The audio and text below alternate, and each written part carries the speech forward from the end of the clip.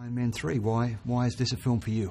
Well, you know, it's a change. I like things that are different from what I've done before, and I'd always really enjoyed the first Iron Man film and the second Iron Man film, which I even thought was sort of an improvement on the first one. When this came along, I was kind of flattered that I was asked, because I'm a big fan of Roberts and Gwyneth, and I don't know, I just sort of thought, yeah, I can see myself doing this. So tell us about your character. He's the villain? Well, he's not necessarily overtly villainous. I mean, he's somebody who has had a very difficult past, like most villains.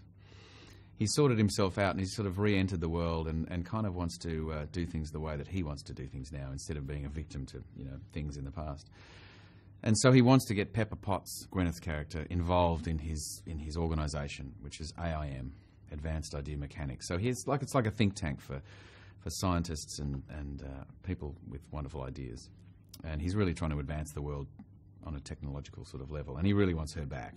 She used to work for him years ago, and so there's a bit of an ulterior motive. He really wants to get to Tony, so he's kind of using her in order to do that, but he is kind of in love with her at the same time. So I think he's probably bitten off more than he can chew. So a good guy dressed up as a villain. Kind of. Or a villain dressed up as a good guy, maybe. Robert Downey Jr. seems like an interesting character from the outside. What's he like to work with? He's great. I mean, he improvises a lot, so that's a little tricky at times if you've learnt your dialogue. But he's pretty gracious, I have to say, in taking on how you like to work, and so he'll certainly adhere to that. He's brilliant.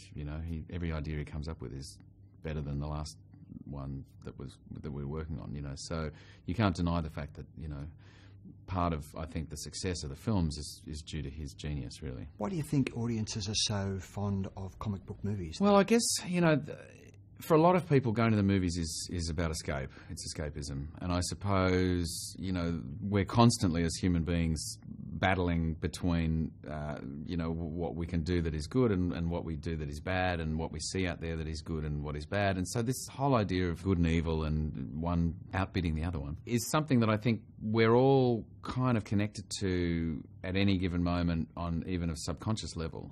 And so the idea of seeing on screen good guys versus bad guys and how things potentially could turn out, and particularly in films like Iron Man and other superhero films, because there's a broad base with which they can sort of operate in.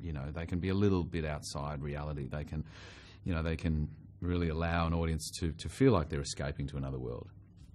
But I think the beauty of some of the more recent ones is that they bring them to earth. They kind of go, no, you are here in this situation. This situation could actually be possible, and I am your hero that's going to save you, And I think people kind of like to see a hero. So has Iron Man given you a taste for capes and costumes? I think I wore a cape and something when I was a kid. I can't remember what it was. But you wear a cape in Priscilla? I don't think I did wear it. I wore a fluffy white G-string while I hung on the outside of a helicopter being flown up to Kings Canyon. A cape might have got caught in the, Look, I love a bit of a costume at times if I can. So, I don't know whether I would necessarily continue down this road on purpose. But I'm always just looking to vary what I do.